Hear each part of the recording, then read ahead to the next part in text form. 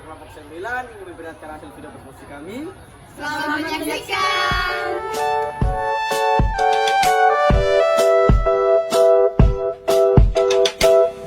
Pendahuluan. Sejarah agama Kristen pastinya tidak lepas dari sejarah-sejarah besar yang ada di dalamnya, seperti Perang Salib. Perang Salib sendiri bagi umat Kristen mengandung arti rohani yang mulia dan dianggap sebagai suatu kebajikan. Tetapi dalam praktek perang ini tidak berbeda dari perang biasa, apalagi tidak ada maksud perang suci itu untuk mengabarkan Injil di antara orang Islam. Perang salib ini terjadi ketika kebudayaan dan agama Kristen di Eropa diancam oleh bangsa Turki, bangsa yang mayoritas beragama Muslim. Pada tahun 1095, Paus Urbanus II mengarahkan umat Kristen untuk melakukan perang suci untuk merebut tanah suci dari orang Islam. Perang ini terjadi sebanyak 6 kali dan berhasil di perang yang ke-6. Banyak sekali akibat dari perang salib ini. Agama juga tidak lepas dari tokoh-tokoh agamanya, seperti kepala biara, kaisar, dan juga paus. Bernhard adalah seorang kepala di Freiburg yang oleh kefasihannya ia menarik hati banyak orang. Beberapa pangkat tinggi ditolaknya, sebab ia tetap setia pada nazarnya untuk hidup miskin di era sekularisasi gereja, di mana banyak rahib-rahib hanya mengejar kuasa dan kemewahannya saja. Nama saya Claudia Singh dengan NIM 71-2023-127. Saya akan menjelaskan bab 23 tentang perang-perang salib.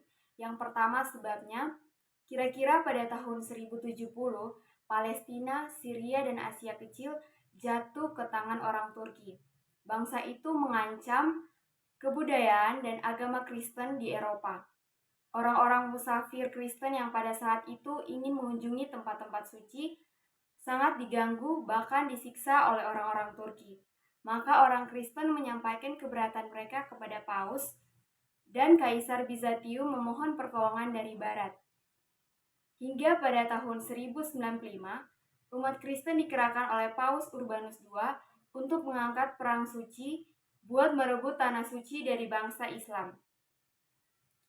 Panggilan tersebut diteruskan oleh pengkhotbah-pengkhotbah, misalnya Petrus dari Prancis Utara yang telah mengalami penyiksaan sebelumnya. Perang tersebut ditandai dengan mereka menempelkan sebuah salib dari kain merah pada dada dan juga bahu mereka sebagai tanda bahwa mereka akan merebut Yerusalem, tempat Yesus disalibkan.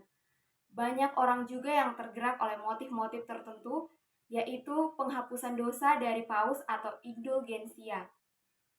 Perang salib ini tidak berbeda dengan perang biasa. Perang salib ini tidak bermaksud untuk menyebarkan agama Kristen di tengah umat Islam. Baik, saya akan menjelaskan tentang perang-perang salib pada poin kedua, yaitu tentang riwayat dari perang salib. Jadi pasukan-pasukan yang pertama pergi ke tanah suci, tapi mereka kurang dilengkapi dengan perlengkapan dan tidak mengenal keadaan sukar sulit pada waktu itu, sehingga mereka dibasmi oleh orang Bulgaria dan Turki. Tetapi di samping itu ada pasukan yang lebih kuat yang dikepalai oleh Godfred dari Bouillon yang berhasil menaklukkan sebagian dari Asia Kecil, daerah Syria dan Palestina dekat laut. Yang kedua, perang salib yang kedua dianjurkan oleh Bernhard dari Clairvaux, tetapi perang salib yang kedua ini mengalami kegagalan sehingga kerajaan Edessa yang dibentuk pada perang salib ke pertama direbut oleh musuh. Pada tahun 1187, Yerusalem direbut kembali oleh Sultan Saladin dari Mesir. Hal itu menyebabkan adanya perang salib ketiga yang dikepalai oleh Raja-Raja Inggris, Raja Prancis, dan Raja Jerman. Tetapi perang salib ketiga ini mengalami kegagalan. Yang keempat, terjadi perang salib keempat, yaitu dimulai oleh Paus Innocentius III. Tetapi ada unsur lain di balik perang salib ini, yaitu untuk memajukan perniagaan Venetia yang bersaingan hebat dengan Bizantium. Tetapi perang salib yang keempat ini juga mengalami kekalahan dan kegagalan. Dan pada akhirnya hanya perang salib ke-6 saja yang berhasil pada tahun 1228 sampai 1229.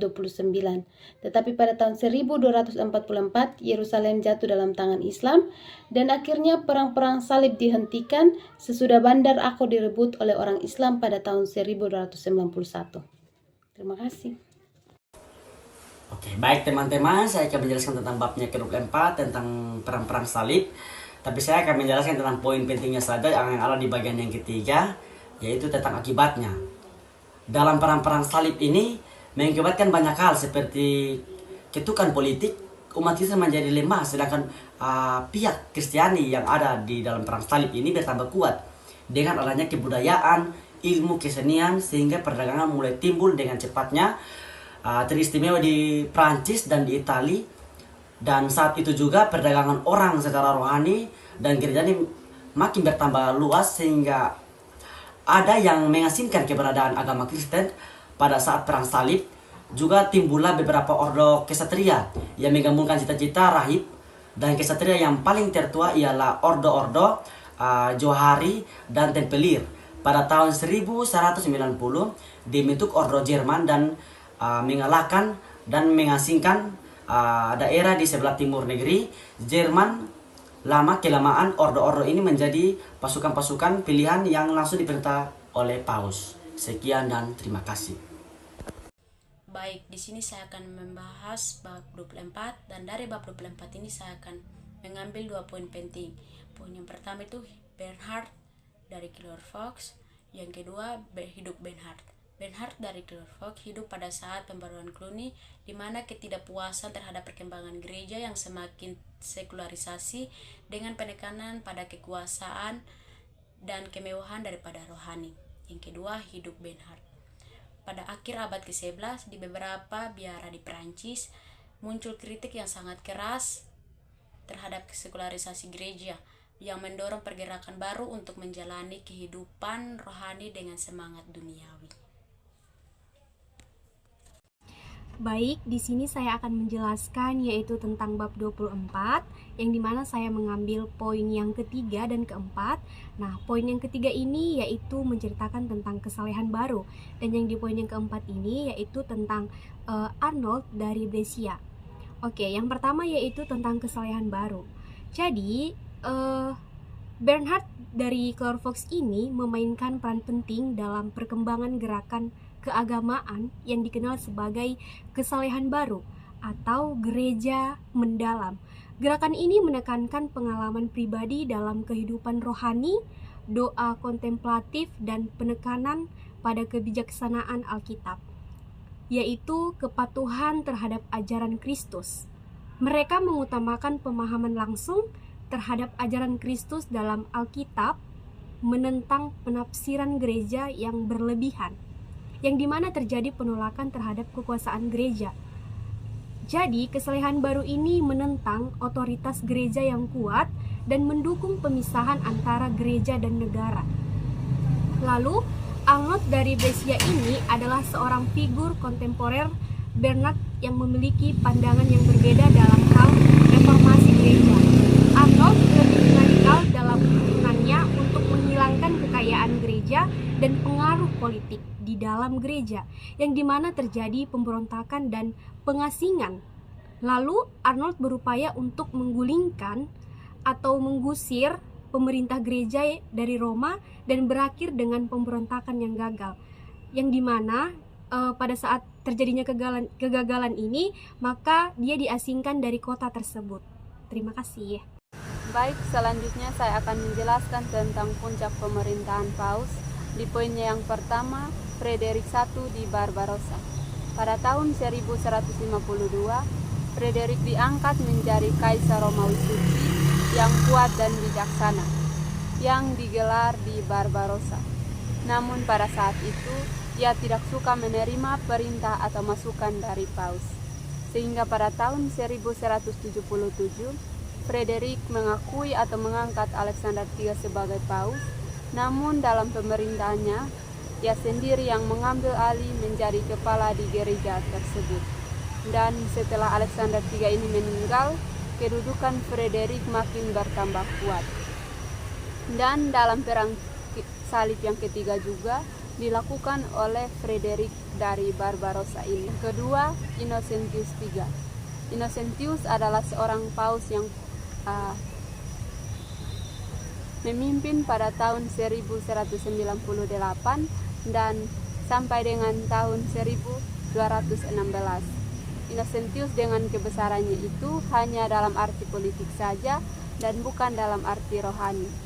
Serta ia berkeinginan untuk menguasai seluruh dunia karena menurut Innocentius, Paus kurang besar dari Allah tetapi lebih besar dari manusia.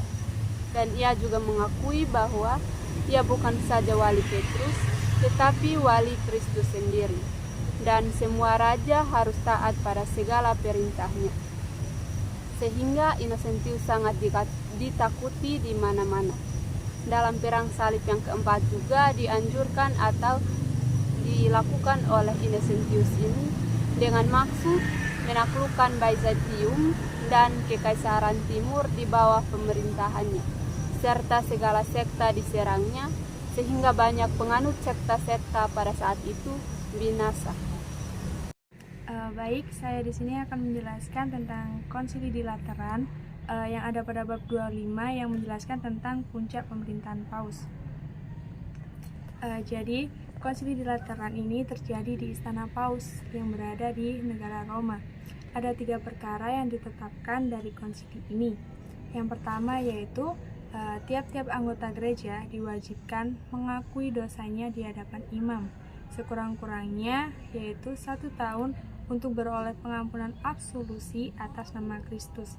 Nah, dalam perkara 1 ini, anggota gereja diwajibkan melakukan pengakuan dosa di hadapan imam untuk mendapatkan pengakuan atas nama Kristus.